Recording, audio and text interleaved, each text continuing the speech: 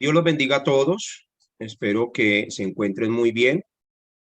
Me alegra mucho poder reunirme una vez más con todos ustedes. Realmente son una bendición. Agradezco a Dios por la vida de cada uno de los pastores y pastoras que, que han creído que Jesús es el Cristo. Recuerden que dentro de la multitud que seguía al Señor Jesucristo, sí, dice que muchos de sus discípulos volvieron atrás y no andaban más con él. Solamente quedaron realmente aquellos que pudieron entender que Jesús era el Cristo. Pero los demás más adelante pues se lograron direccionar con el Señor Jesucristo. Entonces, el día de hoy vamos a estar estudiando una clase demasiado importante. Y diría demasiado importante porque ese debe ser totalmente nuestro fundamento y totalmente nuestra vida. Hoy vamos a estar tratando la Escuela de Evangelismo número 7. Escuela de Evangelismo número 7. Recuerde que ahorita estamos estudiando 15 lecciones, pero esto ya es un mensaje en un nivel 2, ¿sí? Las 15 lecciones que tomamos en los entrenamientos, en el primer entrenamiento de discípulos o los primeros entrenamientos de discípulos que se repitieron varias veces una y otra vez, ese es el primer nivel. Hoy estamos estudiando el segundo nivel. Hoy en estas clases, en estos 15 lecciones, estamos estudiando el segundo nivel. Y hoy vamos a estar hablando acerca de Hechos capítulo 9, versículo 15. Voy a pedirle a todos que tengan mucha concentración, estén tomando sus apuntes correspondientes y vamos hacia adelante en la clase. Hechos capítulo 9, versículo 15, dice de esta manera: el Señor le dijo, ve porque instrumento escogido me es este, para llevar mi nombre en presencia de los gentiles y de reyes y de los hijos de Israel, porque yo le mostraré cuánto le es necesario padecer por mi nombre. Permítame un momento, por favor.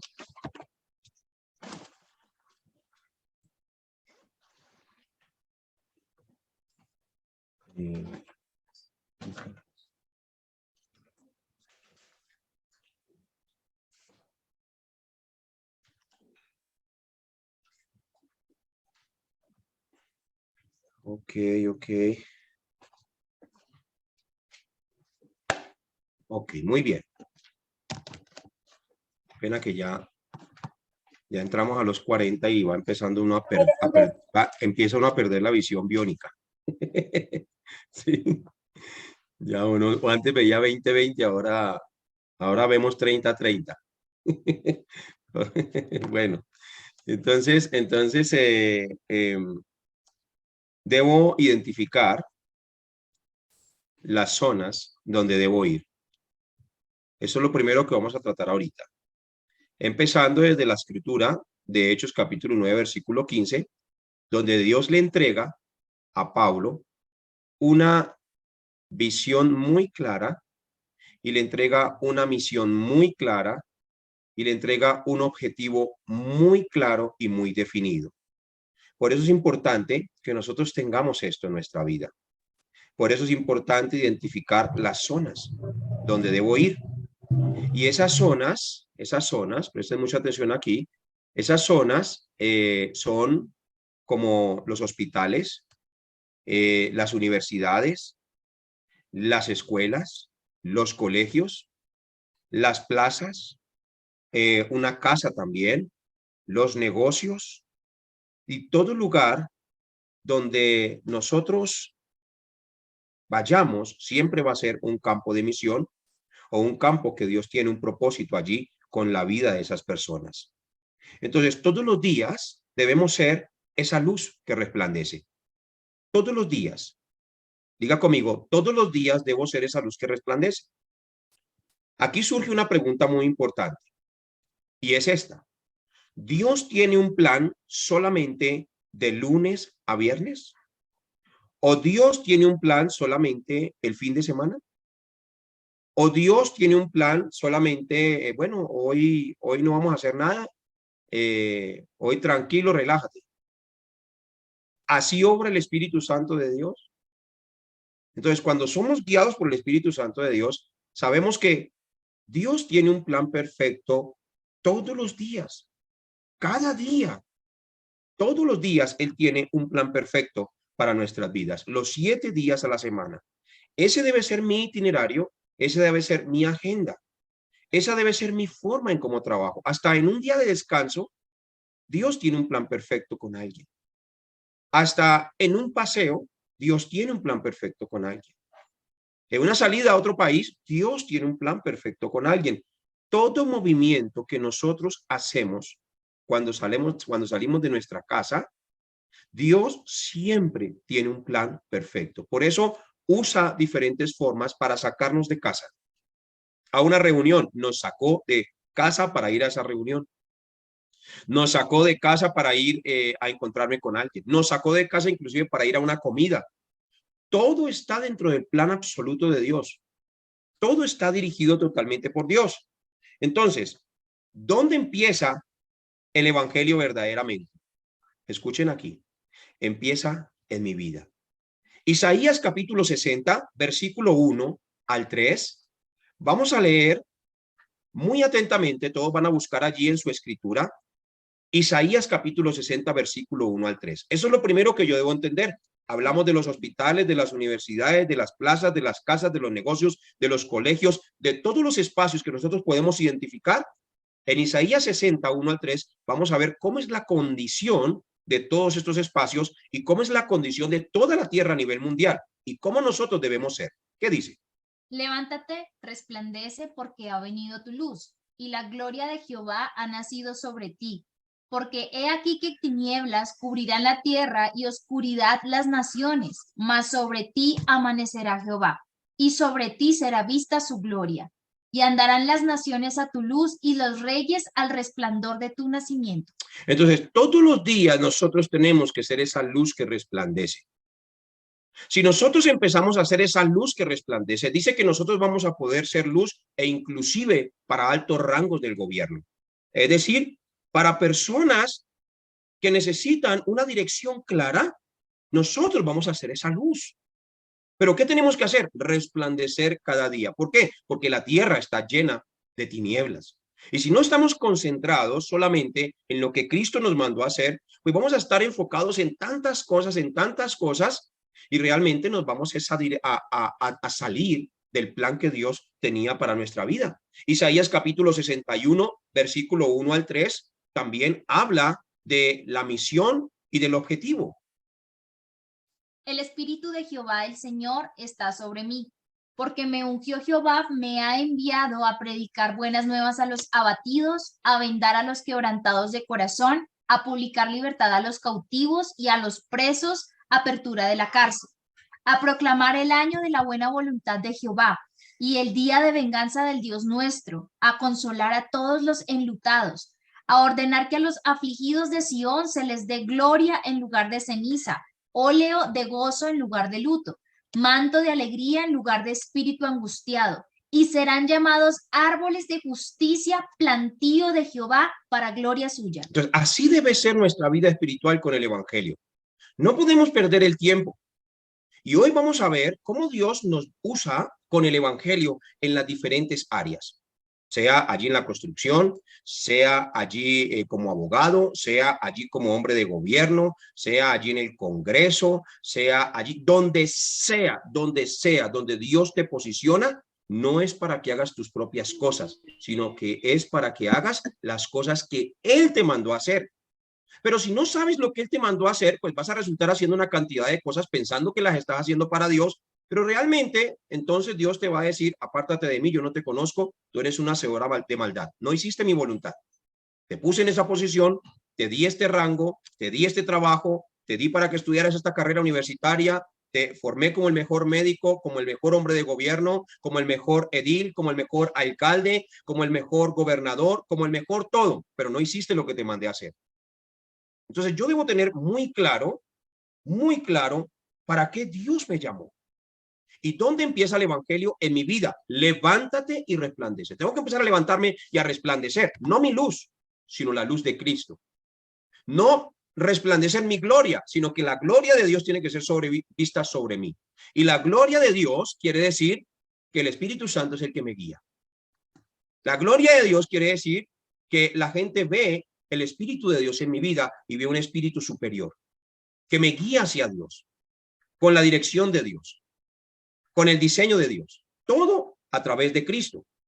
Por ejemplo, en Deuteronomios capítulo 6, versículos 6 al 9, allí nos habla de que el evangelio inicia en casa. Y es importante que nosotros nos vistamos de la imagen de Cristo para así mismo también guiar a nuestra familia, a nuestros hijos y a nuestra esposa. Y estas palabras que yo te mando hoy estarán sobre tu corazón. Y las repetirás a tus hijos y hablarás de ellas estando en tu casa y andando por el camino y al acostarte y cuando te levantes. Y las atarás como una señal en tu mano y estarán como frontales entre tus ojos. Y las escribirás en los postes de tu casa y en las puertas. Entonces, las palabras que Dios nos da son palabras que no cambian. ¿Dónde deben estar? Dice, deben estar en casa, es decir, con la familia. ¿Dónde más deben estar? En los caminos. Donde quiera que vayamos, esas palabras tienen que ser pregonadas. Al acostarnos también, antes de acostarnos allí, debemos estar compartiendo estas palabras con nuestra familia e inclusive cuando nos levantamos, debemos estar meditando en estas palabras que el Señor Jesucristo nos ha dado. Por ejemplo, en Hechos capítulo 5, versículo 42, allí nos habla del itinerario de Dios. ¿Será solamente los fines de semana? ¿Será solamente cuando tenemos tiempo? No, todo lugar, presten atención, perdón, Gabriela, tu micrófono se te está activando cada ratico. Por favor, trata de mantenerlo apagadito. Muchas gracias, mi hermanita linda, gracias. Entonces, ¿qué dice? Hechos 5:42 muestra el itinerario de Dios. Es todos los días. Leámoslo, por favor. Y todos los días en el templo y por las casas no cesaban de enseñar y predicar a Jesucristo. Entonces, Isaías capítulo 62, versículo 1 en adelante, habla del diseño de la iglesia de Jesucristo. Y eso es algo que ustedes tienen que meditar en sus casas. Isaías habla en el capítulo 62, versículo 1 en adelante, de la iglesia que alegra verdaderamente al Señor Jesucristo, de la iglesia que alegra a Dios. Leamos Isaías y escúchenlo con mucha atención. Vamos a leerlo despacio y vamos a leerlo puntualmente. Si usted puede buscarlo en su Biblia, hágalo también. Pero vamos a leerlo muy despacio. Escuchen cómo Dios se alegra de una iglesia que tiene el evangelio en su furor. Vamos a empezar, Isaías 62:1. Por amor de Sión no callaré, y por amor de Jerusalén no descansaré, hasta que salga como resplandor su justicia y su salvación se encienda como una antorcha. Entonces verán las gentes tu justicia y todos los reyes tu gloria, y te será puesto un nombre nuevo que la boca de Jehová nombrará, y serás corona de gloria en la mano de Jehová y diadema de reino en la mano del Dios tuyo. Nunca más te llamarán desamparada, ni tu tierra se dirá más desolada, sino que serás llamada Efsibá y tu tierra Beula, porque el amor de Jehová estará en ti y tu tierra será desposada. Pues como el joven se desposa con la virgen, se desposarán contigo tus.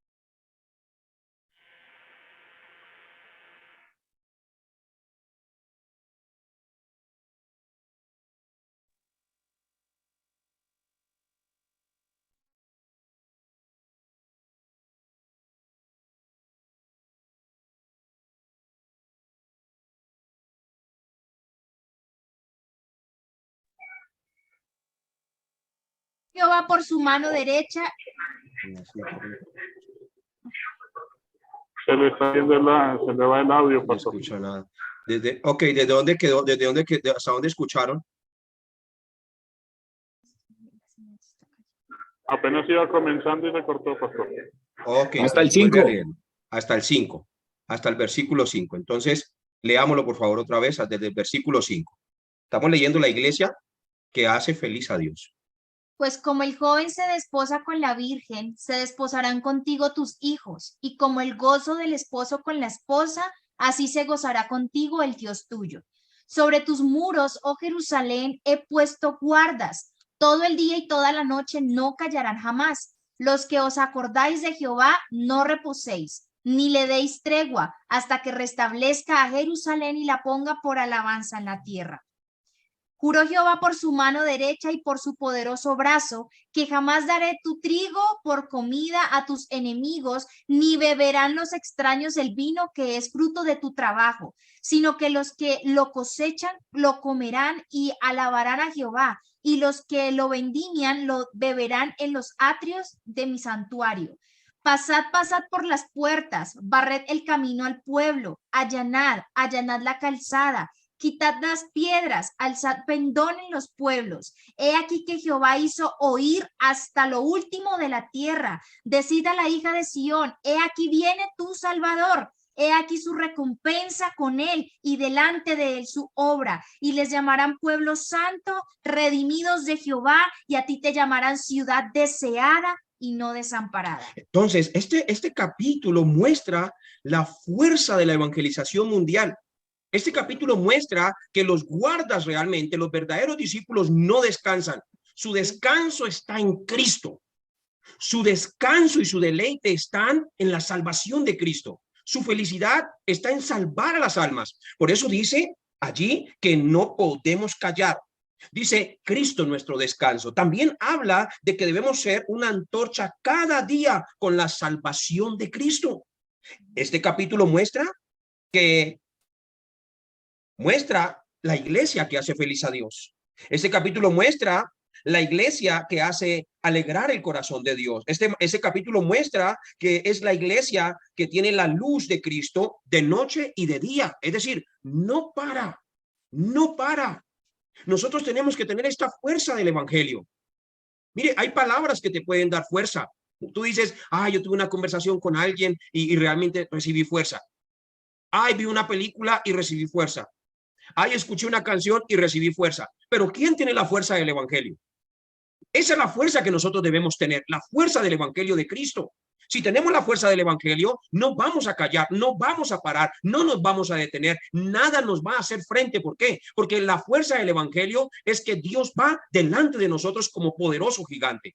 Así tiene que ser nuestra vida espiritual. ¿Qué necesito entonces para hacer o para entrar dentro de esta corriente fuerte del evangelio? ¿Qué es lo que necesito? Debo concentrarme en el mensaje del púlpito. Eso es lo que debo hacer, concentrarme en el mensaje del púlpito. Por eso los pastores siempre aférrense a la voz de Cristo, a la voz de Cristo, a la dirección de Cristo, a la gran comisión de Cristo. El mensaje del púlpito tiene que tener unos puntos muy importantes. Tiene que tener gracia. Tiene que tener la gracia. El mensaje tiene que estar acompañado de gracia. Tiene que tener la gran comisión. La gran comisión. La gracia, la gran comisión y el evangelio. El evangelio.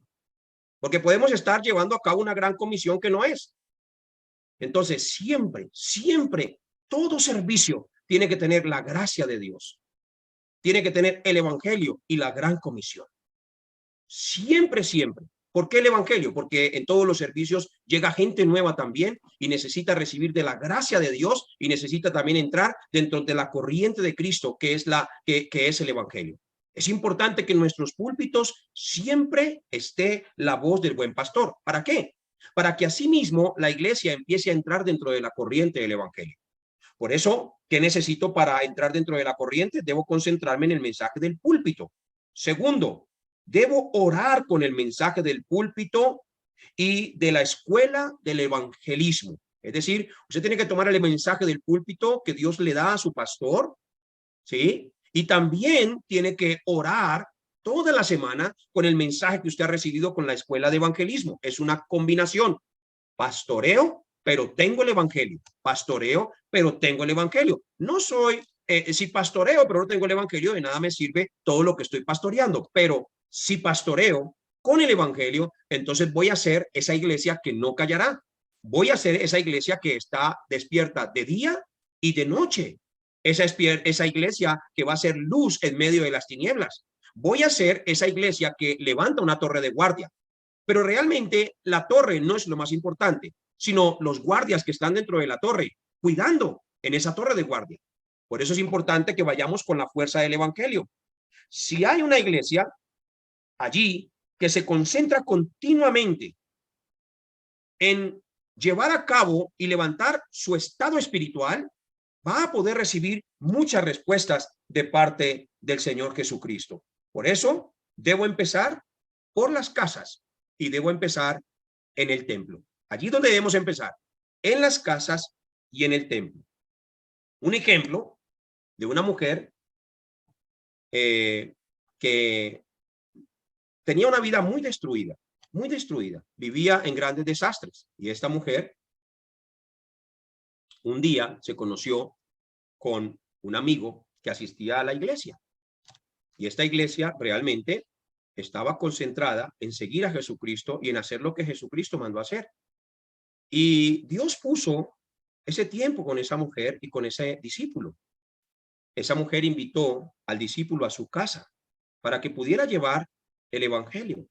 Pero esta mujer no solamente estaba allí sola, sino que también tenía allí a unos amigos.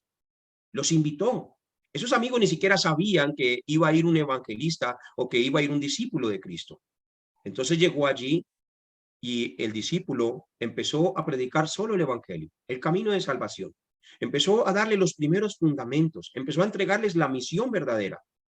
Y allí esa mujer recibió mucha gracia y su corazón empezó a cambiar de una manera extraordinaria.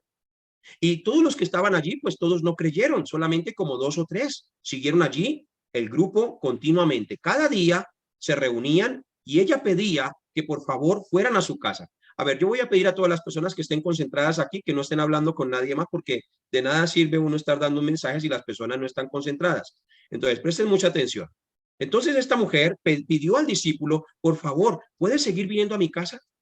Nos gusta mucho, por favor, de que nos des estas palabras. Y él siguió.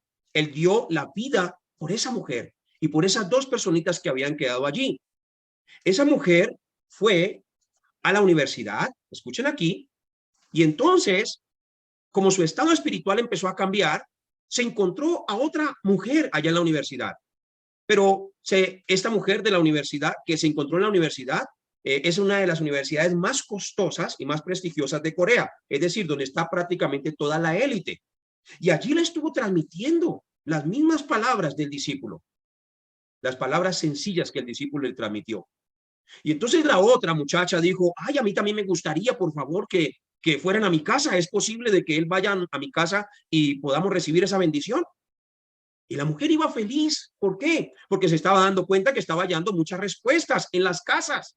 Las casas se estaban abriendo para las misiones. Y este discípulo recibió la noticia de aquella discípula que se estaba levantando, y esta discípula le dio el testimonio y le dijo, mira, le hablé las palabras que tú me hablaste, y ella quiere que si tú le puedes hacer una visita a su casa, porque quiere que vayas a bendecir toda la familia. El discípulo, como vivía para Cristo y estaba concentrado en el deseo de Dios, no sacó ninguna excusa. Ni siquiera fue capaz de decir, ok, ¿qué día quieres?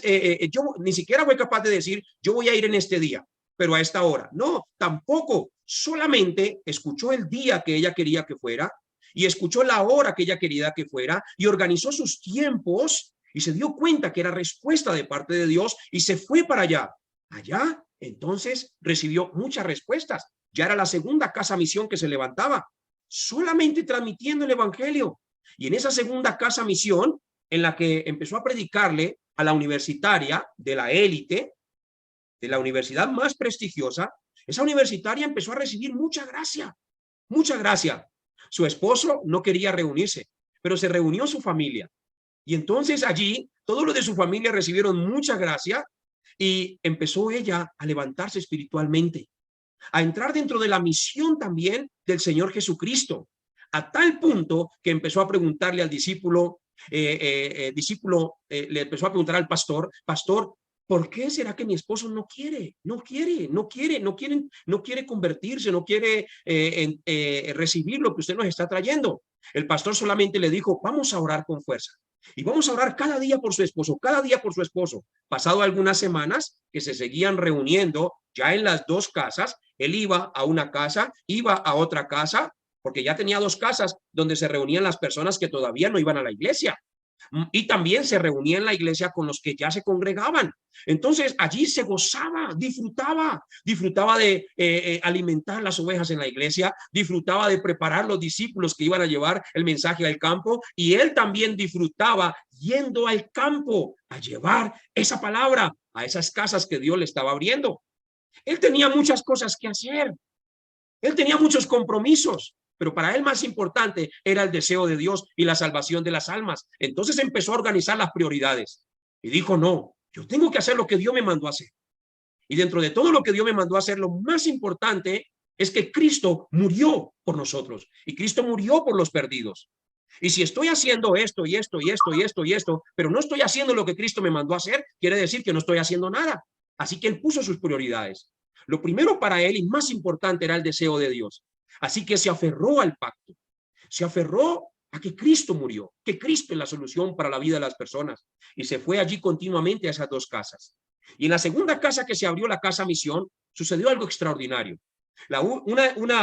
Ya pasando como 2 semanas, el esposo se apareció allí en la reunión. Y en ese momento recibió mucha gracia. Y también, escuchen aquí, también entró dentro de la corriente del evangelio y empezó a seguir a Jesucristo. Y ahora el esposo quería que el discípulo, el pastor, llegara más seguido. No quería solamente que fuera una vez a la semana, sino que él mismo pidió y dijo, no nos puedes visitar unas 3 veces a la semana, por favor, que queremos seguir escuchando este mensaje. Sentían que su vida estaba cambiando. Entonces, el discípulo, el pastor, estaba encontrando muchas respuestas maravillosas en el campo y estaba mirando cómo la palabra de Dios toma cumplimiento en la vida de él. Y aparte de eso, llevaba a 2 discípulos más para que vieran cómo se hacían las cosas, para que aprendieran cómo se llevaba a cabo las cosas, para que vieran cómo Dios abría puertas por sí mismo, que no teníamos que hacer fuerza ni nada de esas cosas. Entonces, esos 2 discípulos que él llevaba, se les enraizaba la forma, el método, la forma en cómo su pastor lo hacía. Hasta tal punto que esos 2 discípulos, naturalmente, surgió de dentro de ellos el deseo de empezar también a encontrar esos discípulos y hacer lo mismo que su pastor hacía.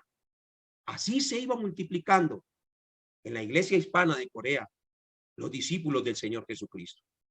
Pero hay algo mucho más lindo. Esta hermana, la segunda casa de misiones, también hizo lo mismo que hizo la primera. En la misma universidad encontró a un muchacho con problemas espirituales y ese muchacho pidió que por favor también lo visitaran en su casa.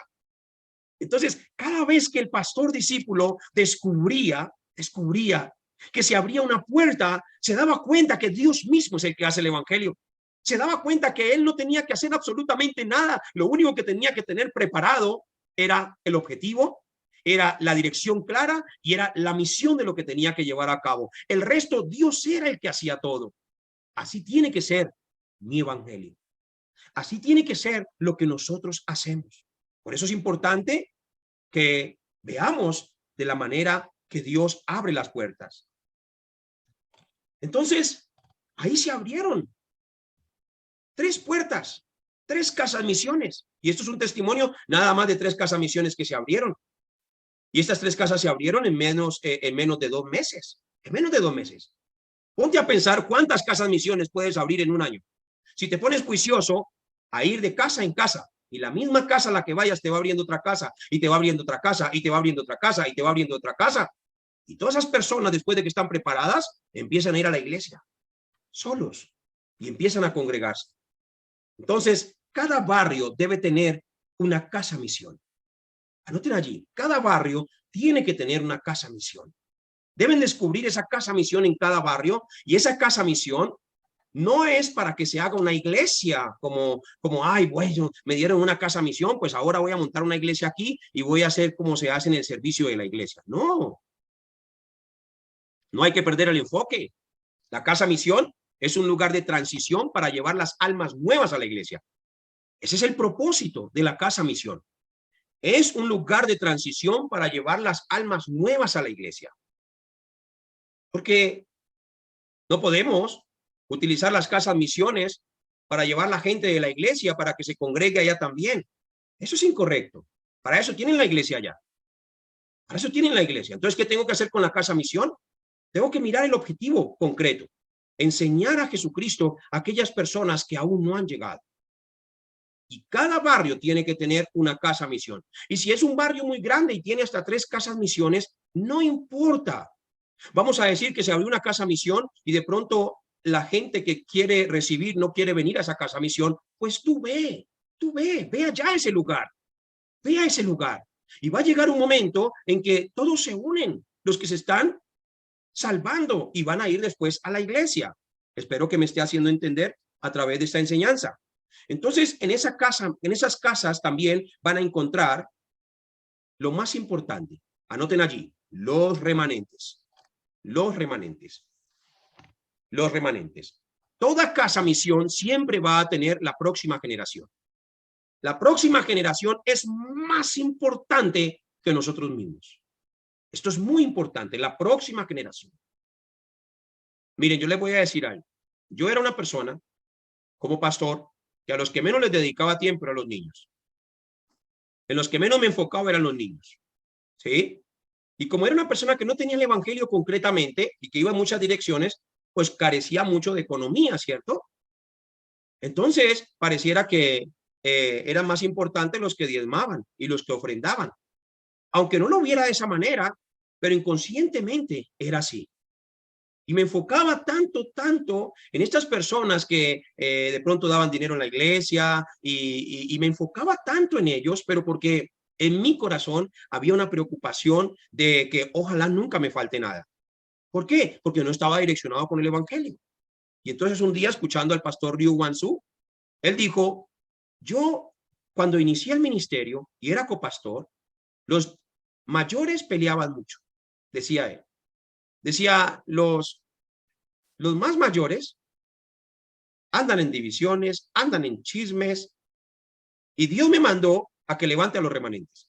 Entonces se concentró en los remanentes y recibió mucha gracia a través de los remanentes y se dio cuenta que los remanentes eran la respuesta absoluta para la salvación de las almas. Que los remanentes cambiarían el tiempo y la época, que los remanentes llevarían la salvación, que los remanentes se convertirían en ese linaje escogido y en esa naturaleza cristocéntrica, que levantarían sus empresas para la evangelización mundial, que levantarían sus carreras para la evangelización mundial, que todo lo que ellos iban a hacer, iban a grabar desde pequeños, iba a ser enraizado, grabado y parte de su naturaleza para llevar el evangelio a las 237 naciones de la tierra. Y hoy, después de muchos años, esos remanentes con los que él empezó, ahora ya son adultos mayores y son empresarios y son los que pagan todas las misiones a nivel mundial y son los que pagan todas las cosas. Y son los que no se quejan de nada. Venden hasta sus carros. El pastor Paul, que ustedes conocieron, él era un jugador de golf profesional. Golf profesional. Yo que conocí un poquito acerca de golf en Estados Unidos y que lo jugué por diferente tiempo y tuve prácticas y me gustaba ir a los eventos, eran millones de dólares lo que se movían en el golf profesional. Y el pastor Paul, siendo un adulto mayor, él se aferró al pacto y descubrió todas las respuestas en Cristo. Pero cuando vivía con su familia en el legalismo, en una iglesia de mucho legalismo, pues él realmente no tenía estas respuestas. Pero cuando se encontró con Cristo y se dio cuenta que Cristo había solucionado todos sus problemas pasados, presentes y futuros, encontró la verdadera felicidad y se dio cuenta de la respuesta absoluta y estuvo dispuesto a darlo todo por el evangelio. Dio toda su economía, toda su economía que había ahorrado durante muchos años y toda su economía que había ganado en esos deportes profesionales, los consagró todos para el evangelio. Y hasta últimamente, la última vez que hablamos, me estaba dando un testimonio de que había vendido hasta su camioneta por las misiones. No les importa el dinero. No les importa la posición. Esos son los remanentes que se deben levantar en nuestras iglesias y esos son los discípulos que nosotros debemos ser, encontrar todas las respuestas en Cristo Jesús, a tal punto que la única motivación de nuestra vida y de nuestro corazón sea cumplir con el deseo de Dios. Entonces, ¿por qué es importante esta escuela de evangelismo? Muchos dicen, eso es un mensaje básico. Es un mensaje básico. ¿No? Miren, hay muchas personas que dicen que yo me he encontrado con personas que tienen mucho conocimiento de muchas cosas, pero viven una vida de religión. Viven es una vida religiosa, porque no hacen lo que Jesús mandó. Entonces, muchos dicen, no, yo ya he estudiado esos temas de evangelismo. Eso ya me lo conozco de atrás hacia adelante y de adelante hacia atrás. Pero no lo hacen. No lo hacen. No lo hacen. Pueden haber estudiado muchas veces temas de evangelismo, haber estado en seminarios de evangelismo, haber estudiado muchas cosas de temas de evangelismo, pero si no encuentran la respuesta de que Jesús es el Cristo, nunca va a tomar lugar el evangelismo en el corazón. Van a vivir solamente una religión. Y yo les digo algo. Cuando Pedro en Mateo 16:16 confesó y dijo, Jesús es el Cristo, el Hijo del Dios viviente, ahí fue donde él encontró todas las respuestas. Oh, bienaventurado eres, hijo de Jonás, porque esto no te lo reveló carne y sangre, sino mi Padre que está en los cielos. Y desde ahora yo te digo que sobre esta roca edificaré mi iglesia y las puertas del Hades no prevalecerán contra ella. Y todo lo que atare será desatado. Y le entregó las llaves del reino y le dio todas las bendiciones. Ni siquiera le entregó esto.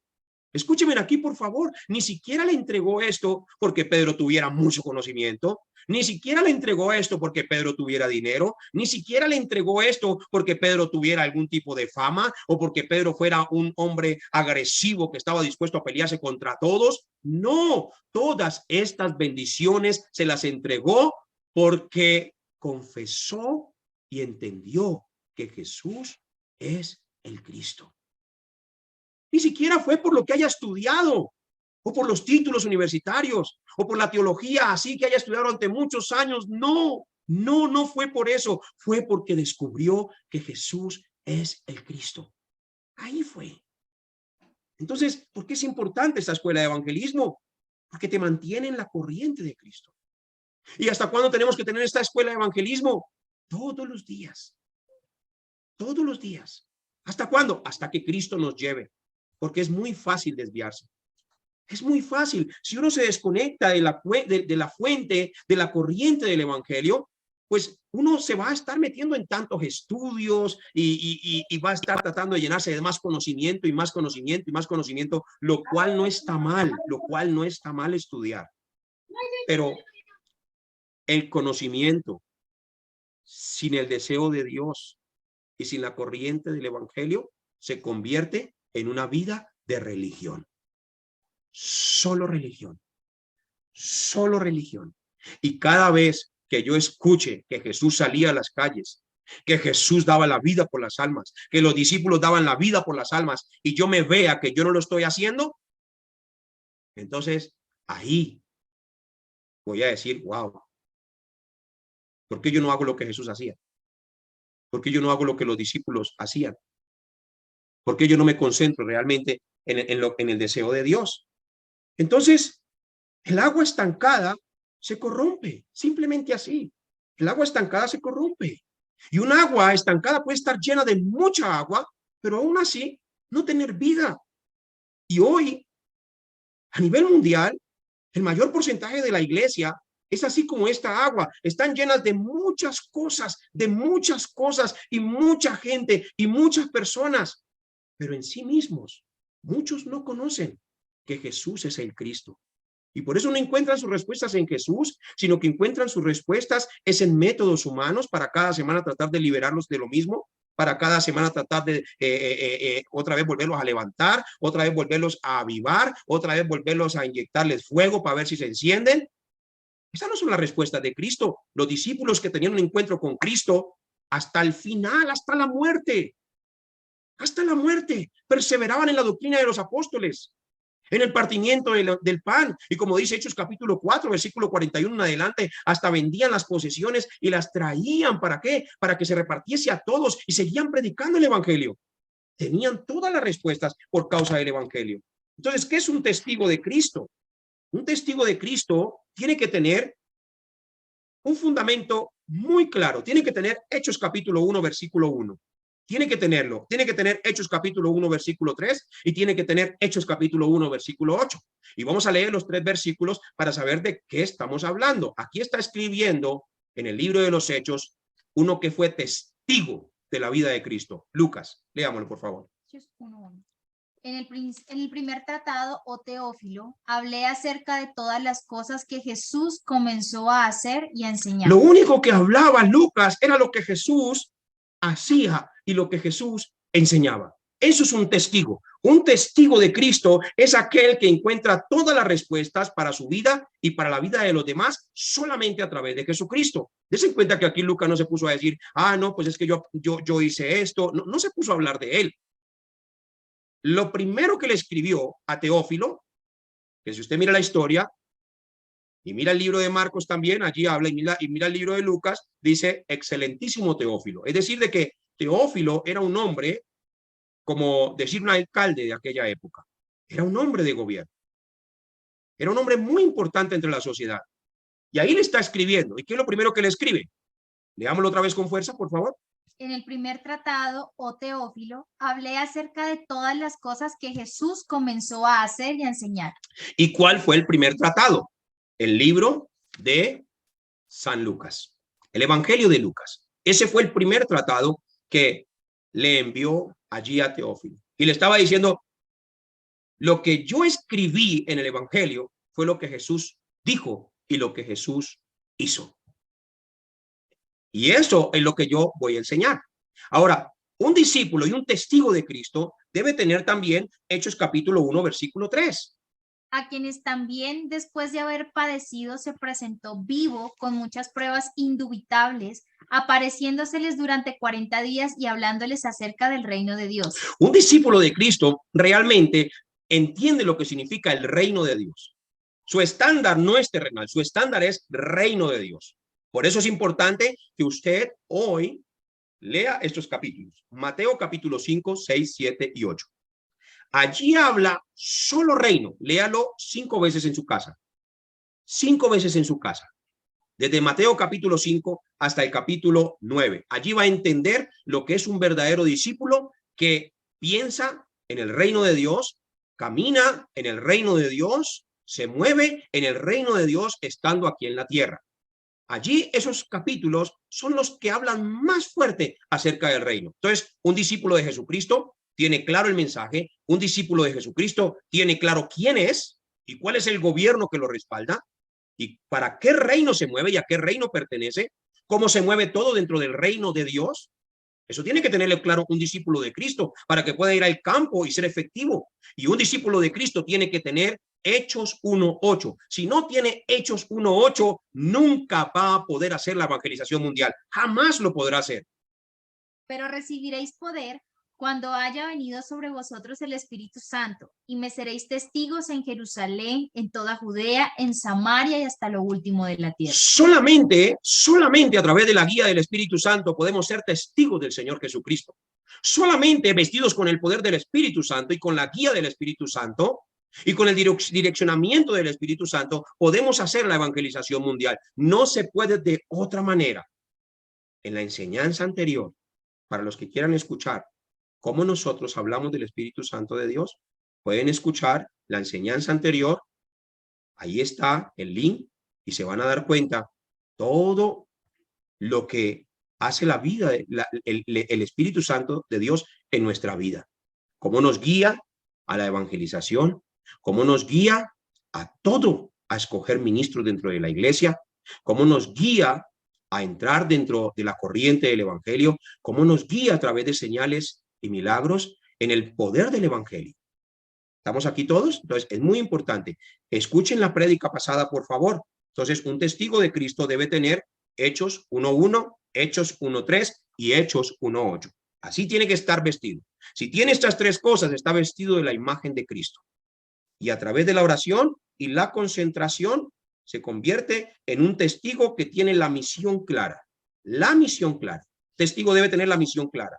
Es decir, que debe saber exactamente lo que tiene que hacer y lo que tiene que hablar. No puede cambiar nada. ¿Dónde? Dentro de la obra del Señor. Es decir, en la iglesia. ¿Dónde más? En el campo. Tiene que tener claridad. Porque si no tiene claridad, entonces cada año va a estar cambiando y va a estar diciendo, ah, bueno, esto no me sirvió, voy a coger otra cosa. Esto no me sirvió, voy a coger otra cosa. Voy a estudiar otra cosa. Voy a estudiar otra cosa. Y Cristo les enseñó un mensaje y les dio un ejemplo para que no lo cambiaran año tras año, sino que para que lo repitieran, Lo que le dijo Dios a Moisés, repite estas palabras a tus hijos, repítelas, repítelas, repítelas, repítelas. ¿Dónde está el éxito? Atención aquí, ¿dónde está el éxito de un verdadero discípulo y cómo un discípulo se levanta realmente repitiendo, repitiendo, repitiendo, repitiendo, repitiendo? Por eso el entrenamiento tenemos que repetirlo, repetirlo, repetirlo, repetirlo, repetirlo. ¿Hasta cuándo? Hasta que se vuelva parte de nuestra naturaleza. Hasta que ya no podamos dejar de hablar lo que hemos visto y lo que hemos oído. Así tiene que ser esa fuerza espiritual. Entonces, un testigo tiene una misión clara, un testigo tiene el objetivo claro y un testigo tiene una meta clara. Si no tenemos misión clara, ni objetivo claro, ni meta clara, vamos a ir como cuando nos lleve el viento. Entonces, hasta utilizamos al Espíritu Santo y decimos, no, pues, yo hago lo que el Espíritu Santo me diga. Está bien. Recibí la guía del Espíritu Santo, pero es que la guía del Espíritu Santo es la palabra de Dios, es la Biblia. Él inspiró allí a los discípulos para que escribieran concretamente lo que nosotros debíamos hacer. No podemos cuadrar la palabra a nuestra manera, ni podemos cambiar el plan de Dios a nuestra manera. El plan de Jesucristo es tan perfecto que no necesita ayuda de nadie. El plan de Jesucristo es tan perfecto y la enseñanza de Jesucristo es tan perfecta que no necesita añadiduras, ni quitarle, ni ponerle. Solamente que hagamos lo que Él nos mandó a hacer y entonces vamos a recibir las grandes respuestas. Así es. ¿Por qué? Porque si no vamos a hacer como esta matica. Miren esta matica. Esta matica. ¿Cómo les parece? Diga, cuando yo la vi, yo dije, ay, qué tiernita esta matica, qué bonita. Y entonces no compré una, sino que compré dos. Y dije, wow, qué matica tan hermosa, tan tiernitas. ¿Sí? Y mi hija Keila, pues, encantada también. Y llevan aquí con nosotros meses, y las vemos cada día. Pero son plástico. Son plástico. No se puede comer nada de ellas. No dan fruto. No tienen vida. Se ven bonitas, pero no tienen vida. Se ven frondosas, pero no tienen vida. Y toda iglesia que se vea frondosa, que se vea linda, que se vea maravillosa, impactante, desde la más pequeña hasta la más grande, se puede ver así como estas maticas. Pero si no tiene el evangelio, quiere decir que no tiene vida. No tiene vida. Y así, no tiene vida. Entonces, un testigo tiene que tener la misión clara, el objetivo claro y la meta clara. Ejemplo, una vez escuché que un toro muy grande se escapó de una granja. Muy grande y muy fuerte. Era tan fuerte que rompió el cercado. Miren eso, rompió el cercado. El dueño, entonces, al ver que el toro se le escapó y arrancó, mejor dicho, de una manera tan tremenda y tan fuerte, rompió esa cerca y eso iba como volador sin palo. Entonces el dueño se montó en su caballo y se llevó a un burro. Se llevó a un burro para ir a buscar al toro. Entonces, allí se fueron a los lugares más altos, se fueron por las praderas y cuando encontró al toro, se le acercó al torito. Y lo que hizo fue, en ese momento, acercarse con el burro, despacito, muy despacito, y amarró al burro con el toro. Los amarró juntos. Y pues el toro pues se llevaba en fuerza al burro. Y el burro pues era más pequeño y no podía pues como obligar a ese toro a nada, ¿no? Pero lo amarró al burro y se fue, se devolvió para su granja. ¿Y qué pasó entonces? El toro empezó a jalar al burro y el burro arrancaba para donde el toro jalaba. Pero llegaba un momento en que el toro se cansaba y en ese momento que el toro se cansaba, el burro empezaba a jalar de regreso para la granja, de pasito en pasito. Y el toro cobraba otra vez fuerza y el burrito hacía su fuerza ahí en lo que podía. Y cuando el toro se cansaba, el burrito otra vez jalaba para la granja. Y cada vez que el toro se cansaba, el burrito se acercaba más y más y más a la granja. Hasta que llegó un momento en que el de la granja se dio cuenta que allá venía el burrito y detrás venía el toro. Y detrás venía el toro. Que el toro no le quedó otra más sino seguir al burrito. Ahora, ¿por qué? ¿Por qué? ¿Por qué el toro hacía fuerza hacia otros lugares? ¿Y por qué el burrito tenía la fuerza para ir solamente hacia un solo lugar? Es simple. El toro tenía mucha fuerza, pero iba sin rumbo, sin dirección, sin objetivo y sin meta. Pero el burrito sí conocía hacia dónde tenía que ir. El burrito sí conocía quién era el que le daba un buen alimento. Entonces conocía el rumbo a su casa. Por eso, mis hermanos, el burro tenía menos fuerza, pero tenía una dirección clara para volver allí al lugar que pertenecía. Entonces, yo quiero que usted hoy haga una meditación en esto y diga, ¿seré como el burrito o seré como el toro? Que arranco a un lado y arranco para el otro y arranco para el otro y arranco para el otro, o seré como el burrito que tengo una dirección clara y sé para dónde ir. Aun cuando estoy fuera o me alejo, sé a dónde tengo que volver. Sé lo que debo volver a retomar. Miren, mis hermanos, nosotros no decidimos hacer esto. Juan capítulo 15, versículo 16, allí habla de que fue Cristo quien nos escogió. Y si Él nos escogió, Él no nos escogió para que nosotros le cambiemos las cosas. Él nos escogió teniendo un plan perfecto y bien definido para que nosotros lo llevemos a cabo. ¿Qué dice Juan capítulo 15, versículo 16? No me elegisteis vosotros a mí, sino que yo os elegí a vosotros y os he puesto para que vayáis y llevéis fruto, y vuestro fruto permanezca, para que todo lo que pidiereis al Padre en mi nombre, Él os lo dé. Nosotros en Efesios capítulo 2, versículo 10, allí nos enseña que nosotros no tenemos que estar haciendo cosas nuevas, o preparar nuevas cosas, o traer un evangelio nuevo, o tratar de impactar con cosas diferentes. No, lo único que tenemos es que aferrarnos al plan absoluto de Dios, tener esa dirección clara y tener ese objetivo claro y tener esa meta clara. Si tenemos esto claro, entonces vamos a poder combatir contra cualquier cosa y ya nada nos va a hacer daño. ¿Por qué? Porque vamos a saber que todo está dentro del plan absoluto de Dios y dentro de todo lo que Dios ya ha preparado. No hay que cambiar nada. Tenemos es que entrar dentro del itinerario de Dios, porque Dios tiene un propósito para mi vida. ¿Qué dice Efesios capítulo 2, versículo 10? Porque somos hechura suya, creados en Cristo Jesús para buenas obras, las cuales Dios preparó de antemano para que anduviésemos en ellas. Entonces, ¿qué es lo que debo hacer? Encontrar la dirección específica que Dios tiene para mí. Y esto es para todos y para toda la iglesia. Todos no somos pastores. Todos no somos evangelistas. Todos no somos maestros. Eso hace 35 años atrás hacían que, mejor dicho, suelta la Biblia y ahora te vuelves pastor, suelta la Biblia y ahora vas a hacer solamente la iglesia. No, no está. Ese tiempo fue un tiempo que también se necesitó para entender que no es de esa manera. No es de esa manera.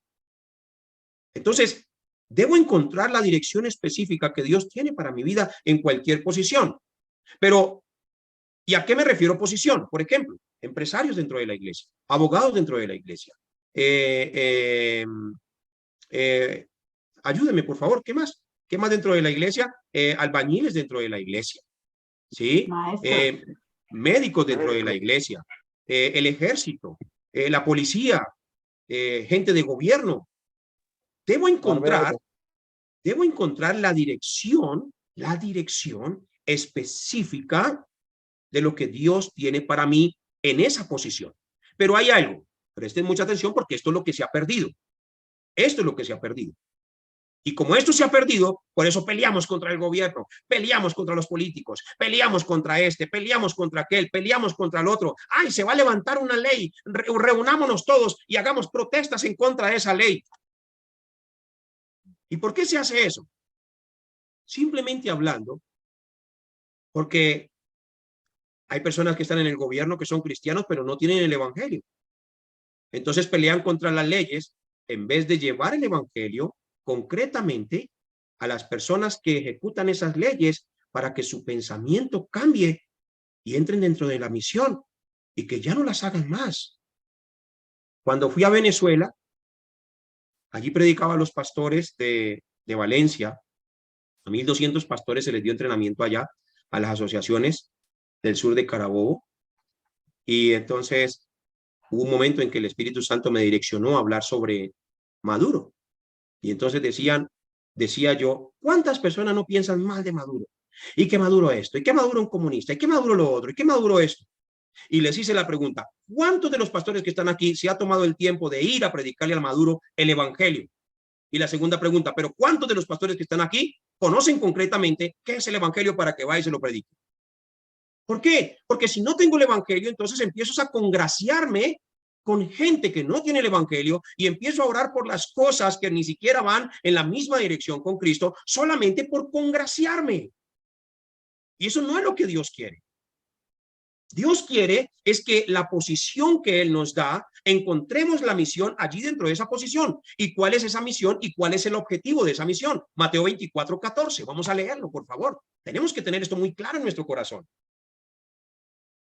Y será predicado este evangelio del reino en todo el mundo, para testimonio a todas las naciones, y entonces vendrá el fin. Entonces, Dios que es soberano, está sobre todo y nadie puede cambiar sus planes. Nadie puede cambiar sus planes. Nadie. ¿Quién pudo parar el terremoto ese que hubo hace poco en aquel país? ¿Cuál país fue?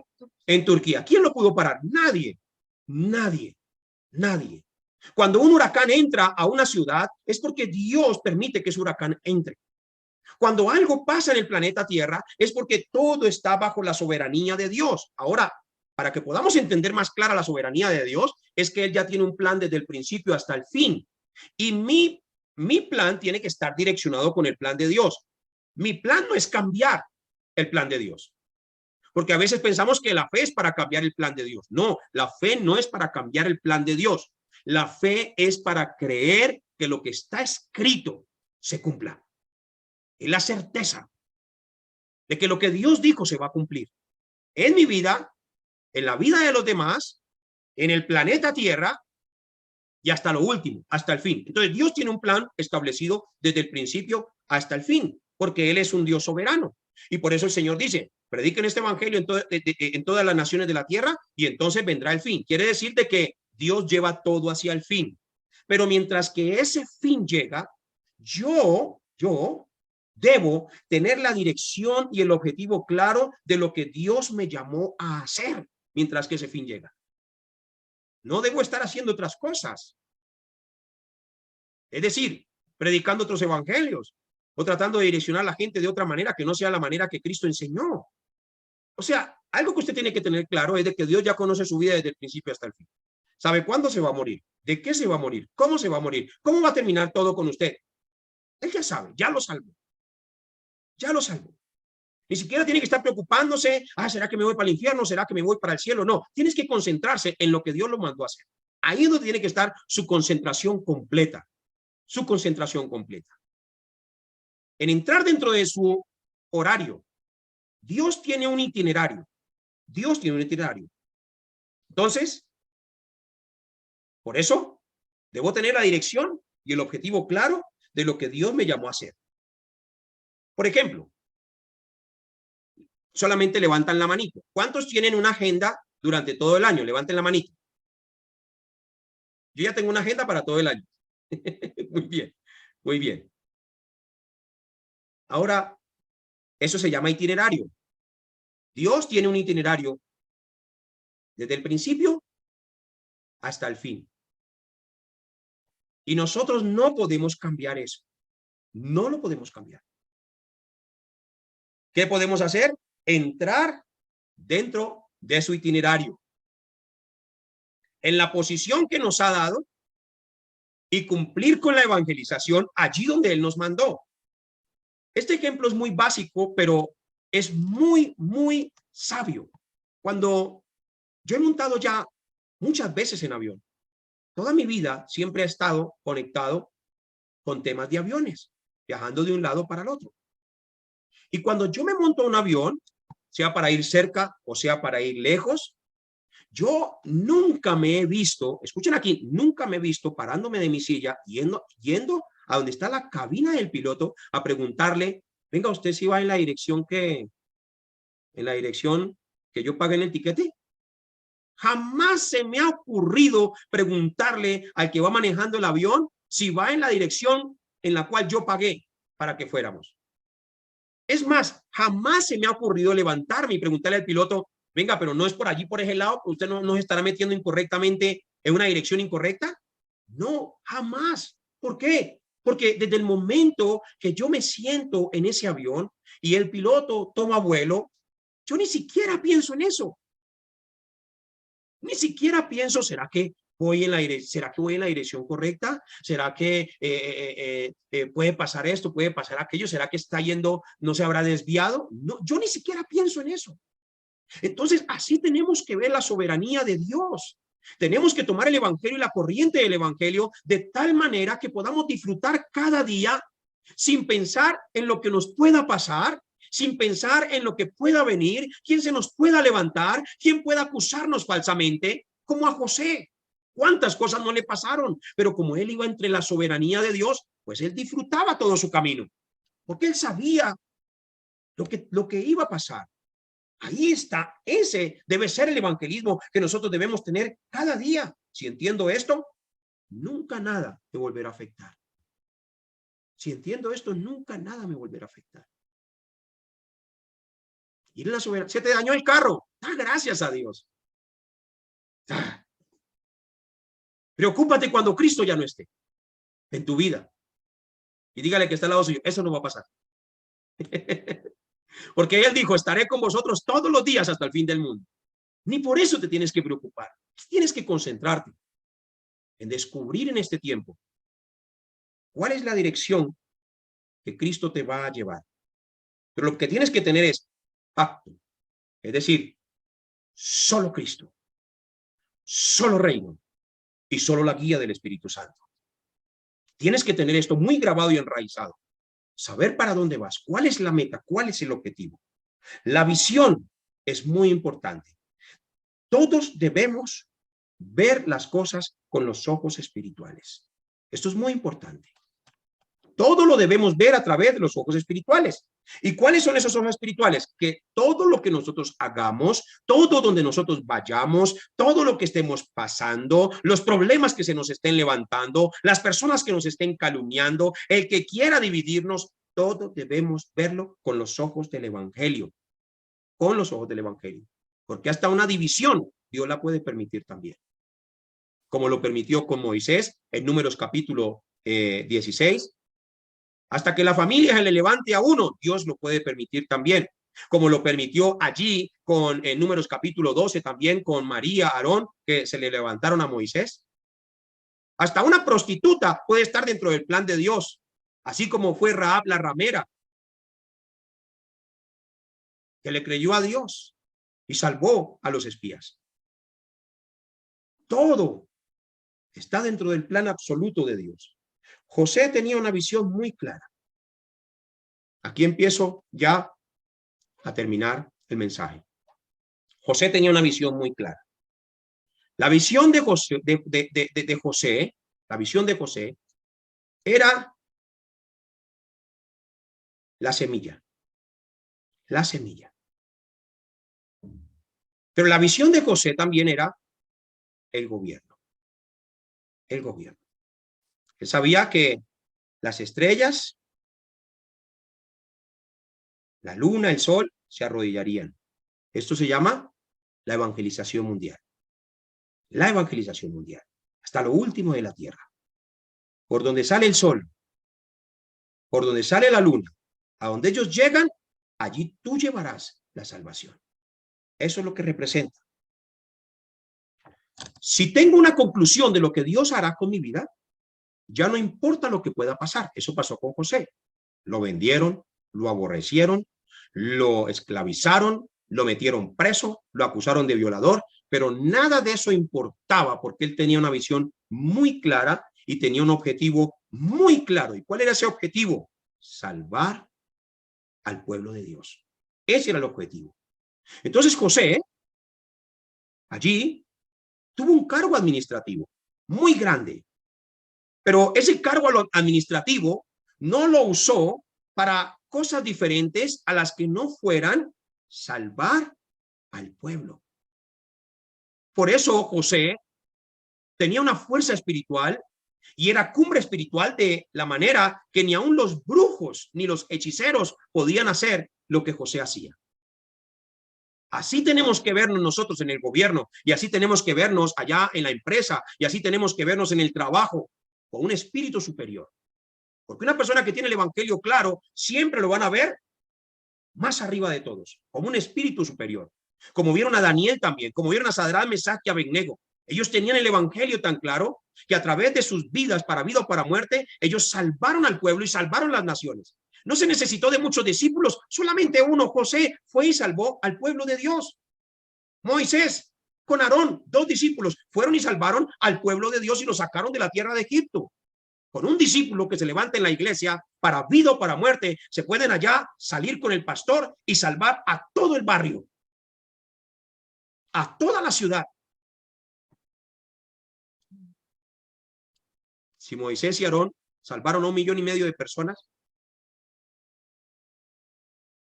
solo Moisés y Aarón con el Cordero, usted se ha puesto a imaginarse lo que usted puede lograr en Cristo si descubre un solo discípulo dentro de la iglesia que lo acompañe y que esté dispuesto a recibir garrote juntamente con usted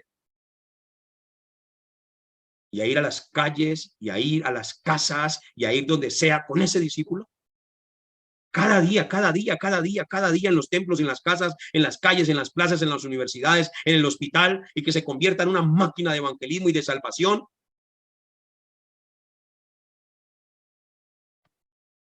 Entonces José disfrutaba su estado espiritual. Por eso nada ni nadie lo detuvo, porque él disfrutaba su estado espiritual. Ni un rechazo lo detenía, ni que lo hayan vendido tampoco lo detenía, ni ser esclavo tampoco lo detenía, ni estar en la cárcel tampoco lo detenía. Les digo algo, el haber sido vendido era plan de Dios. El haber sido esclavo era plan de Dios. El haber sido acusado de violación, todo estaba dentro del plan de Dios. El haber ido a la cárcel estaba dentro del plan de Dios. El haber llegado el copero y el panadero allí a la cárcel estaba dentro del plan de Dios. El que copero saliera después de unos años a darle testimonio a Faraón de José era plan de Dios. Génesis capítulo 41, versículo 16. José tenía algo que nosotros debemos empezar a recuperar con el entrenamiento de discípulos, poniendo en práctica las palabras que estamos recibiendo. ¿Qué dice? Respondió José a Faraón diciendo: no está en mí. Dios será el que dé respuesta propicia a Faraón. Había algo tan importante que tenía José, que era no cambiar el diseño original. Decía, yo no soy el que hago esto, es Dios. Así que yo hago solamente lo que Dios me envió a hacer. Y había algo que veía Faraón en él, y era eso mismo. Por eso, Génesis capítulo 41, versículo 38 al 39, el mismo Faraón, sin que José se echara cuñas, sin que José sacara un parlante a decir, yo hago esto, yo soy esto. No, el mismo Faraón dio testimonio de él. ¿Qué dice? Y dijo Faraón a sus siervos: ¿acaso hallaremos a otro hombre como este en quien esté el Espíritu de Dios? Y dijo Faraón a José, pues que Dios te ha hecho saber todo esto. No hay entendido ni sabio como tú. Sigue hasta el versículo 39. ¿Ya? Ya. Ok, ni sabio como tú. Entonces, des en cuenta. ¿Qué veía Faraón en José? ¿Veía un espíritu superior? ¿Qué veía en Faraón, en José? La imagen de Cristo. Estaba vestido de la imagen de Cristo. Estaba lleno del Espíritu Santo de Dios, del poder del Espíritu Santo de Dios, y por eso el Espíritu Santo lo guiaba a que revelara los sueños que Faraón tenía. Asimismo, tiene que ser nuestra vida espiritual. Pero hay algo que tenía muy claro José. Vamos a Génesis capítulo 45, versículo 1, y ahí ustedes van a descubrir la respuesta absoluta de lo que José sabía. Y por eso todo lo que le pasaba, él daba gracias a Dios por todo. No podía ya José contenerse delante de todos los que estaban al lado suyo y clamó, haced salir de mi presencia a todos. Y no quedó nadie con él, al darse a conocer José a sus hermanos.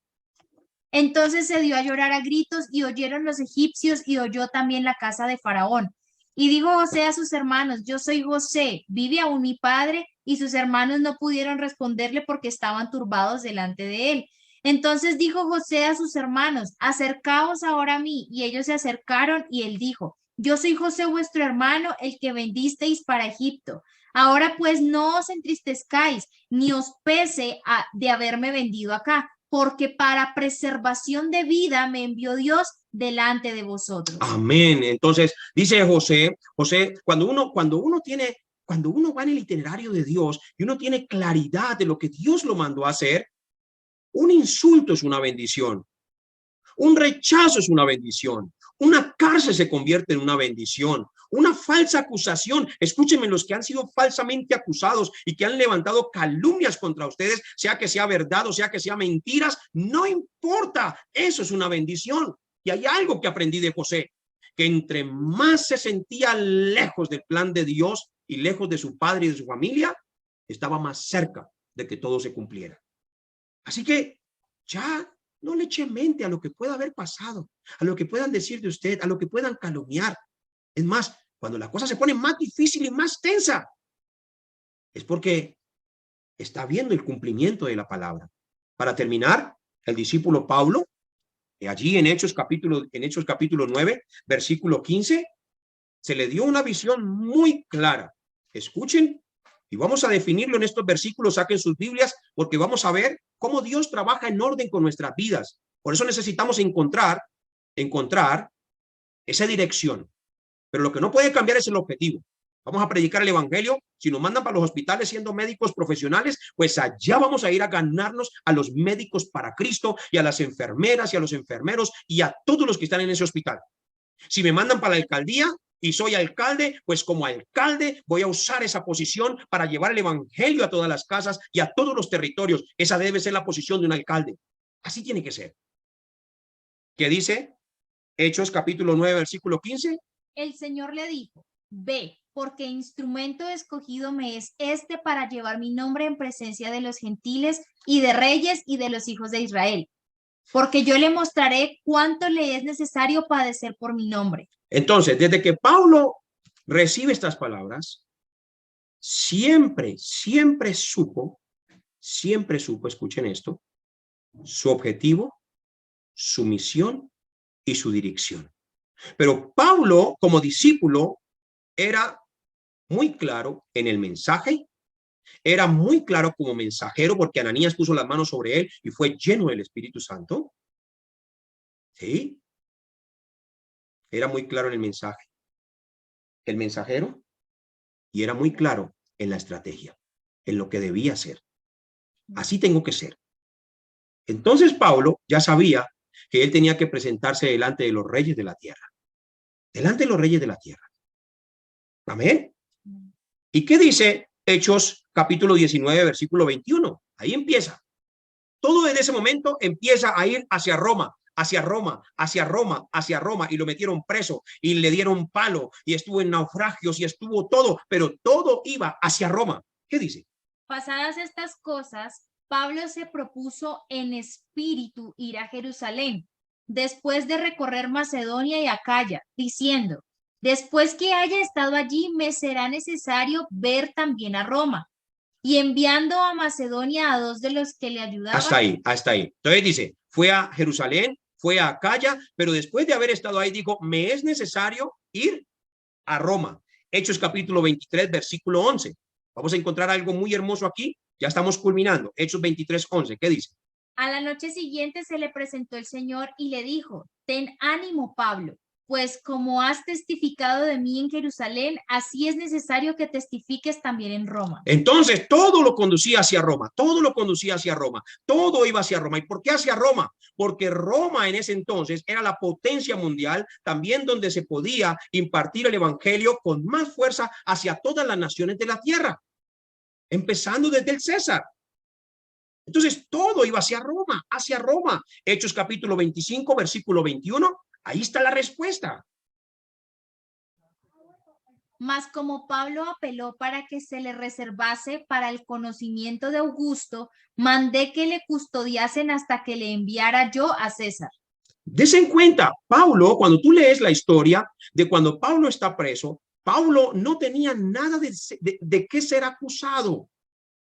Es más, Pablo tenía el privilegio de decir, bueno, yo suélteme porque me voy para la casa. Pues lo hubieran soltado. ¿Por qué? Porque fue a donde Agripa y fue a donde todos estos hombres de gobierno y decían, pero es que no tenemos de qué acusarle. Si se quiere ir para la casa, se puede ir para la casa. Pero entonces ellos estaban impactados, era que Pablo apelaba al César, apelaba al César, apelaba al César. ¿Por qué? Porque Cristo ya le había mostrado lo que tenía que hacer. Oh, esto es hermoso, escuchen, esto es hermoso. Mire, esto es algo que mueve mi corazón. Eso es algo que mueve mi corazón. Les doy un testimonio. Yo ya sé lo que tengo que hacer. Ya no tengo que buscar nada más. Ya sé lo que tengo que hacer. Dios me dio una misión de todos los países de Latinoamérica y debo ir a llevar este entrenamiento. No sé si me va a alcanzar esta vida para poder llegar a todos los países y a todas las zonas, encontrarme con todas las asociaciones, pero me es necesario, y si hay algo que me está trancando, tengo que soltarlo y tengo que seguir, porque eso es lo que Dios me dio. Ya no tengo que cambiar nada, ni siquiera me tengo que esforzar por nada. ¿Por qué? Porque ya está todo preparado, porque Dios ya lo preparó desde antes hasta el fin. Pablo estaba siguiendo lo mismo, tenía tan claro el mensaje desde que descubrió que Jesús es el Cristo, que Jesús era realmente el Mesías que había resucitado entre los muertos, y lo escuchó y lo vio, que hasta quedó ciego. Desde ese momento él entendió que Jesús es el Cristo y no paraba de predicar a Cristo y siempre hablaba de Jesucristo en todo lugar. Pero tenía muy claro hacia dónde iba, hacia Roma. Por eso Hechos capítulo 26, versículo 32, hay una respuesta maravillosa y absoluta también. Y Agripa dijo a Festo, ¿podía este hombre ser puesto en libertad si no hubiera apelado a César? Ay, Dios mío. Ustedes están escuchando eso. Si ustedes estuvieran presos y encadenados y les dicen, bueno, ¿quiere libertad o quiere seguir preso? El que no tiene claro el plan de Dios y la dirección de Dios, pues dice, no, suéltenme que yo me voy para la casa. Pero el que tiene claro el plan de Dios, ni siquiera está pensando en su vida para que lo suelten. ¿Por qué? Porque no lo mueven sus propias motivaciones, lo mueve es Cristo, el plan de Cristo, la dirección de Cristo y el objetivo de Cristo y la gran comisión. Por eso Pablo, aunque podía irse, el mismo rey, vamos a leer otra vez, por favor, el mismo versículo, miren lo que dice aquí. Y Agripa dijo a Festo, Agripa, ¿podía este hombre ser puesto en libertad si no hubiera apelado a César? entonces él podía estar libre, pero él tenía que llegar a César. Y culmino con Hechos capítulo 27, versículo 24. Diciendo Pablo, no temas, es necesario que comparezcas ante César, y he aquí, Dios te ha concedido todos los que navegan contigo. ¿Saben dónde estaba Pablo? Estaba allí luchando contra un viento que se llamaba Euroclidón, que hundió el barco, Yo les voy a decir algo. para que ustedes descansen en Cristo. Ustedes no se van a ir de esta tierra hasta que hayan cumplido con el plan absoluto de Cristo.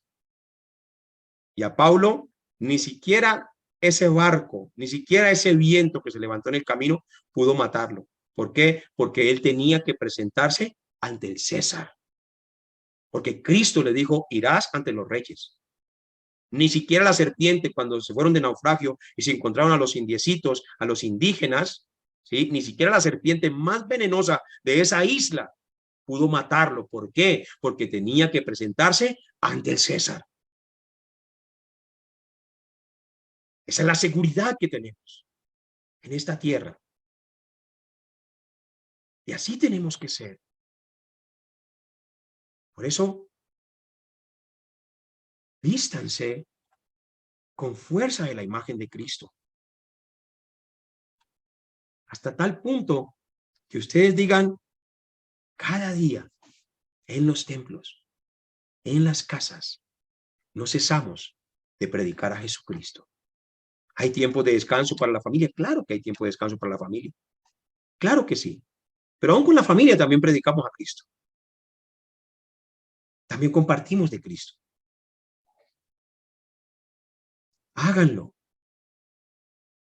Dios está con ustedes. Dios los ha escogido. No estamos aquí porque nosotros nos hayamos encontrado. Fue Dios quien nos permitió encontrarnos. Fue Dios quien lo hizo. Y yo sé que este entrenamiento es tan fuerte que pues nos confronta de una manera muy fuerte, ¿cierto? Nos confronta. Pero es bueno. Es bueno, ¿por qué? Porque está despertando en nosotros la naturaleza del que está dentro de nosotros.